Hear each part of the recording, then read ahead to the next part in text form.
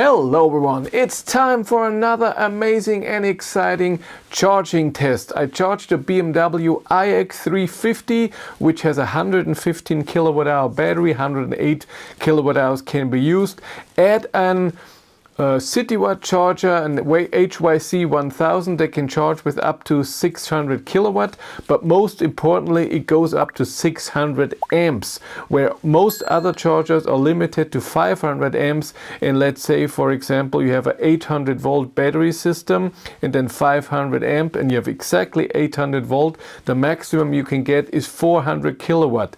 At the 600 amp charger you can get more. So for example at the Smart #5 Brabus edition, I had a peak of 428 kilowatt at one time. And here we also get over 400 kilowatt. We're gonna look at the charging session that I filmed off the screen, look at the charging curve, and then importantly, we're gonna compare it to other cars that are charging amazingly well.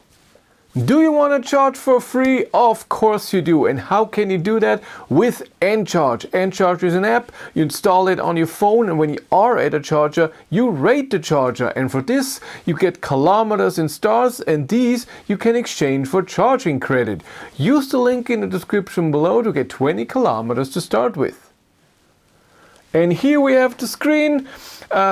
I get right away 536 amp and it goes up to 405 kilowatt. The peak is 408 kilowatt, but then very fast at 26% it goes down. At 32% it even goes under 300 kilowatt, and as we see it goes down and more and more. And you can see the curve down here pretty well. Here we have a tiny little drop. This is what I think that the charging session here took 22 minutes, where BMW advertises 21 minutes. At 65% we are even 63%, we're even under 200 kilowatt, and then it goes down. We never get to under 100 kilowatt till 80%, which is good, but now 75 we are at 120 kilowatt, and then we're done. Here we have our curve, and as you've seen in the video too, it goes up very fast to 400 kilowatt, peak 408, but then goes down very fast under the 300 kilowatt to around 270, and then this goes down steadily, and here at 70% even a bit faster. And here's this tiny dip that I really think is that 1 minute that we're missing. The curve is okay, but we'll see other cars that can charge above 300 kilowatt. Some of them have better charging curves. And here we have two competitors. In here, in this graph, I have the BMW iX3 xDrive50 in yellow. In red, I have the Smart #5 with the big battery, 94 kilowatt hours usable, and the XPENG G6 with an LFP battery, but with a smaller battery, only 80 kilowatt hours. Now the times are very interesting, where the BMW takes 22 minutes, but has the biggest battery, 108 kilowatt hours. The Smart #5 takes 15 minutes and has a 94 kilowatt hours, but the XPENG has an 80 kilowatt hour battery and charges only 12 minutes from 10 to 80%. And you can see how different the curves are, where the BMW goes up way higher but then very fast down, and then is underneath the other curves. The Smart #5 for example stays up there at 350 kilowatt and above 300 kilowatt to 56%, which is way better. And just at the end at 78% or so it goes under 200 kilowatt, and that's why it's so much faster. The XPENG charges with great power. It could do better peak on a different charger, at the one that I charged the BMW for example, that didn't exist when I do my test. But it has a smaller battery, so that's why it's done so much faster. But let's look at the kilowatt hours charged over time, not just the power. And here again I have the same colors. In blue the XPENG, in red the Smart #5, and in yellow the BMW iX3. And the iX3 is in the beginning better, then after 7 minutes it's slower than the Smart #5, and then at around 12 minutes it's at the same level as the XPENG, even though the XPENG has a way smaller battery.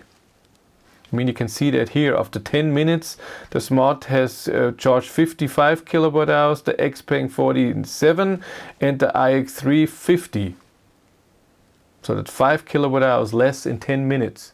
But then the range added over time into the battery, and for this calculation I take the kilowatt hours that I see from the charger, so there's charging loss included, it's not the real range that you charge in, and I take the average consumption at my 130 kilometers an hour range test that I had with these three cars. I tested those cars not too far apart, so the #5 I tested in July, the BMW in July, and the XPENG in April this year. The temperature was very similar with the XPENG and the BMW. The Smart #5, it was way warmer and better for consumption.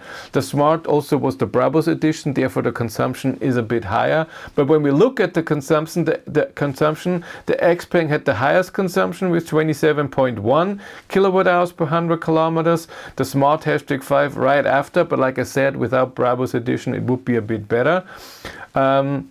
And the BMW had only 21.5, had the best average consumption by far. So even though it's a gigantic SUV, it's very efficient. And then the charging looks a bit different. When I take all of this data again in this graph, I see in blue the XPENG is highest consumption, charging is good, but still way underneath. Then the Smart #5, because it still charges better than the BMW, but higher consumption. And the BMW is on top the whole time. And we look at the numbers. After 5 minutes, the G6 only charged 77 kilometers of range, the Smart 109, the BMW 141 kilometers of range. And then after 15 minutes, we have 250 kilometers at the XPENG, 280 at the Smart, 316 with the BMW, because here it's a bit less since the charging went down so far, but it's just keeps off and it's great. So the balance between consumption and charging is really, really good. So we learned in this video two very important things. Number one, the peak power is not the most important number that you need. 10 to 80% is just way better. And you see in this video that the other cars are better, even though the BMW has a higher peak when it comes to charging. But it's not just about the charging, it's the combination with how efficient the car is. And even though the BMW is a gigantic SUV, heavy, gigantic battery, all-wheel drive, and I tested it, like I said, at 9 degrees in the morning, so a bit of heat, the consumption was way lower than the other two cars, and therefore the charging, even though with a high peak and then goes down pretty fast, is still, for the long distance trip, this is amazing.